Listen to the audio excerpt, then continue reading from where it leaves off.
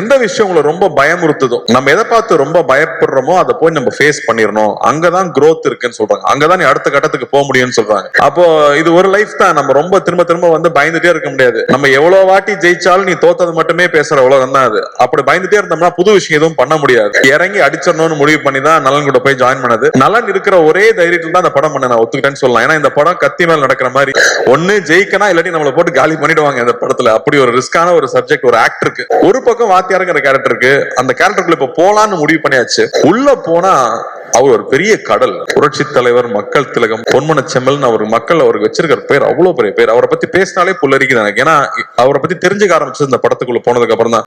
இன்னைக்கும் நீங்க வந்து ஒவ்வொரு வீட்டுக்கு போனீங்கன்னா அவரோட புகைப்படத்தை பார்க்க முடியும். ஒண்ணு அதுக்கு பொட்டு வச்சு மாலை போட்டு சாமி கும்பிட்டு இருப்பாங்க, இல்லாட்டி பெருமையா அந்த முகத்தை பார்க்கணுங்கிறதுக்காக வச்சிருப்பாங்க. அப்படி ஒரு பெரிய ஐகான். அவர் வெறும் 60s 90s 70s 80s இருந்த ஒரு நடிகர் இல்ல, அவர் ஒரு எமோஷன், அவர் ஒரு தனி சகாப்தம். அவர் மாதிரி யாருமே சொல்ல முடியாது. அவர் வாழ்க்கையில சந்திக்காத கஷ்டம் கிடையாது. ஆனா அவர் மாதிரி மக்கள் நேயம், அவர் மாதிரி தாராள குணம் அப்படி யாருமே நம்ம சொல்லிடவே முடியாது. அவர் சாதாரண ஆள் கிடையாது. அவர் வந்து தமிழ் சினிமாவை மாத்திருக்காரு, தமிழ்நாட்டு அரசியலை மாத்திருக்காரு, எத்தனையோ பேர் வாழ்க்கையை மாத்திருக்காரு. அவர் ரசிகர்களுக்கு நல்லதே சொல்லி, நீங்க நல்லது சொன்னா கிரிஞ்சுன்னு சொல்லும் போது நான் நல்லதுதான் சொல்லுவேன், என் ரசிகனும் என்ன மாதிரிதான் இருக்கணும், நல்லதை மட்டுமே சொல்லி கொடுத்து தன் ரசிகனும் என்ன மாதிரியே இருக்கணும்னு பண்ணிருக்காரு. அவரோட ரசிகர்கள் தண்ணி அடிக்க மாட்டாங்க, தம் அடிக்க மாட்டாங்க.